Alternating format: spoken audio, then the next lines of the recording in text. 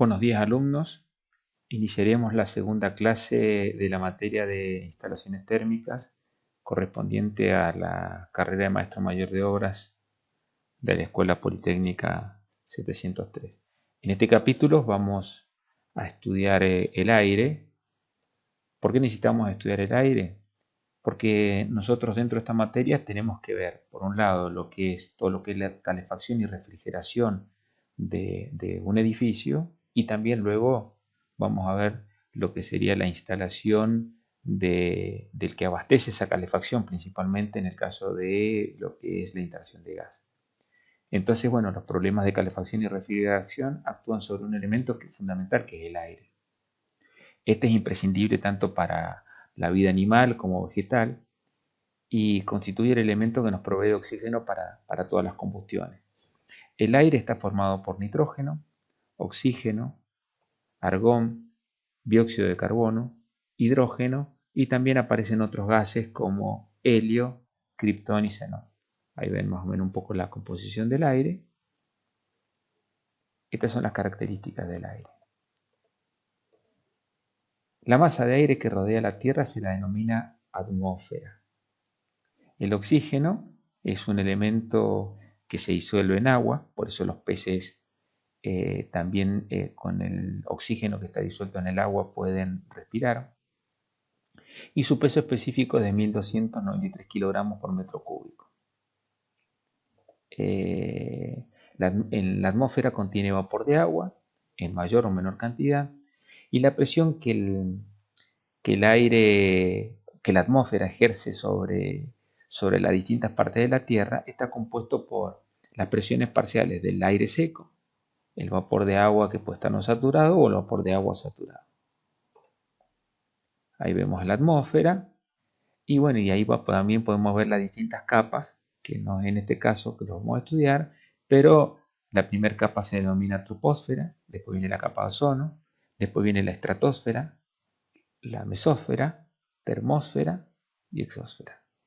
Ahí más o menos ven las distancias de cada una de las capas de lo que conforma la atmósfera.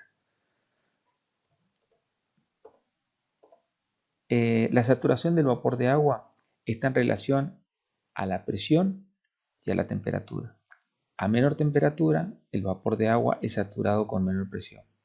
El calor específico del agua es 0,24 calorías por kilogramos por grado centígrado, o si lo quiero expresar por metro cúbico sería 0,31 calorías por metro cúbico. Debemos considerar que estos valores corresponden cuando la temperatura del agua es a 0 grados y la presión es de 760 milímetros de columna de agua. Ahí ven dos gráficos, uno en donde puedo establecer la densidad del vapor de agua expresado en gramos por metro cúbico en función de la temperatura, y el otro en función de la presión. Por ejemplo, para una temperatura que ahí he instalado en ese grafiquito de 50 grados aproximadamente, vamos a tener que la densidad del vapor de agua van a ser de 100. Otros conceptos que también vamos a ir sumando tienen que ver con el tiempo y con el clima. Dentro de las condiciones de los problemas atmosféricos, para todo lo que es el cálculo de calefacción, ventilación, aire acondicionado, es necesario conocer las características tanto del tiempo y del clima donde nosotros vamos a hacer nuestros proyectos. Si estamos en Puerto Madryn, de alguna manera tenemos que conocer cómo es la característica tanto del tiempo y del clima en nuestra zona. La presión atmosférica, la temperatura, el grado de humedad y en general el estado del día constituyen lo que nosotros denominamos estado del tiempo, que es el pronóstico que generalmente a veces escuchamos, vemos en un noticiero, y en donde nos va diciendo, bueno, cómo serían las temperaturas máximas, mínimas, cuáles son los grados de humedad, si tenemos posibilidades de tormentas, etc.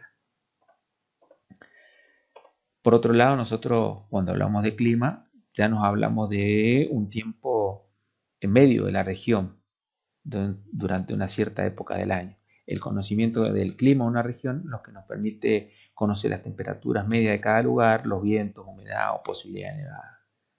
Por ejemplo, en la Argentina está dividida en distintas regiones. Nosotros estamos comprendidos en la región semiárida, y también de lo que es el resto de la provincia como árido patagónico. Nosotros entramos dentro de esas regiones, que después lo vamos a utilizar para el cálculo, por ejemplo, de la calefacción o de la refrigeración en función de nuestro clima. No es lo mismo diseñar una calefacción, por ejemplo, para la gente que vive en Misiones, que tiene un clima subtropical sin estación seca, que diseñar esa calefacción, vamos al otro extremo, a un frío húmedo que corresponde, por ejemplo, a Tierra del Fuego. Nosotros estamos ahí como en un término intermedio. El factor de temperatura depende de la radiación solar que recibe la Tierra, la que a su vez calienta por conducción y convección las distintas capas que van manteniendo elevada la temperatura. En las horas de la noche, ese calor absorbido que por la Tierra se irradia hacia el espacio, produciéndose un enfriamiento. Las nubes influyen tanto para recibir la radiación solar como de noche la irradiación, que es pérdida de temperatura de la Tierra. Las noches despejadas y sin viento se producen generalmente las heladas cuando estamos en un periodo frío. Durante la noche y el día pueden haber diferencias de temperatura extrema. Entonces ahí vemos en un grafiquito, tenemos el sol, se produce esa radiación, hay parte que es reflejada al espacio por la misma atmósfera, después también es absorbida, la parte que es absorbida en la atmósfera que calienta el aire, y de noche está la parte de la irradiación. Si vemos las nubes, en el caso de que existen nubes, van a ver en un grafiquito en el punto 4 cómo se refleja esa radiación, después se refleja en el punto 3 o en el 2, que sería el agua, y cuando es de noche, que vemos los rayitos rojos, cuando no hay nube sale directamente al espacio, cuando hay nube puede volver a reflejarse hacia la Tierra. Después vamos a hablar de otro concepto que es la sensación térmica. La temperatura indicada por los termómetros a veces está modificada en función de la intensidad del viento, principalmente para el frío, y los porcentajes de humedad principalmente afectan la sensación térmica para el calor, ¿no es cierto? Entonces acá tenemos un gráfico que permite ver, arriba tenemos las temperaturas, o a la izquierda tenemos el viento. Si yo tomo, por ejemplo, una temperatura de 5 grados, ese 5 grados, para cuando quiero expresarlo en función de la sensación térmica, fíjense en que va a ir variando o bajando a medida que va aumentando el viento. Si yo tengo un viento a lo mejor de 24 kilómetros, quiere decir que mi sensación térmica, el termómetro me va a marcar 5 grados, pero la sensación térmica va a ser de menos 5 grados.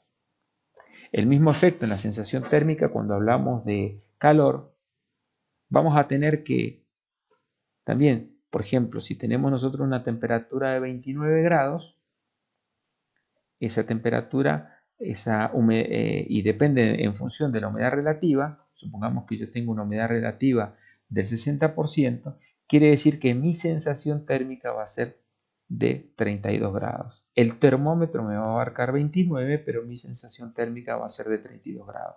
¿Por qué se elevó? Porque yo tengo una humedad relativa del 60%. A medida que disminuye la humedad relativa, la sensación térmica se aproxima más a lo que me dice el termómetro, ¿está? Y a medida que tiene más humedad relativa va aumentando. Acá tenemos un ábaco de lo que es la sensación térmica. Este ábaco a veces lo vamos a utilizar principalmente porque nosotros necesitamos, si diseñamos una casa, necesitamos un confort de nuestra vivienda en invierno, que sería, si ustedes ven el recuadrito que está en gris, que corresponde a la zona 1, y un confort que corresponde a verano. Por ejemplo, para ir teniendo relación, ustedes habrán escuchado que en verano siempre se dice que cuando uno pone un aire acondicionado, pongan la temperatura para ahorro de energía a 24 grados centígrados. Nosotros vamos a tener un confort del ambiente siempre y cuando estemos entre los 24, en ese orden de 24 grados centígrados. Si lo pongo más bajo voy a consumir mucho más energía. Y lo mismo cuando hablamos en invierno, generalmente las casas se diseñan para tener en invierno una temperatura del orden de los 18 grados. Bueno, después aparecen algunas otras gráficas que también pueden observar.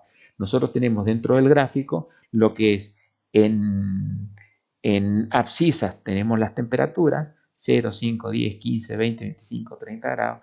A la izquierda tenemos la tensión de vapor y después en el gráfico tienen distintas curvas en donde está la humedad relativa. Bueno, muchísimas gracias. Nos veremos en la próxima clase de instalaciones térmicas.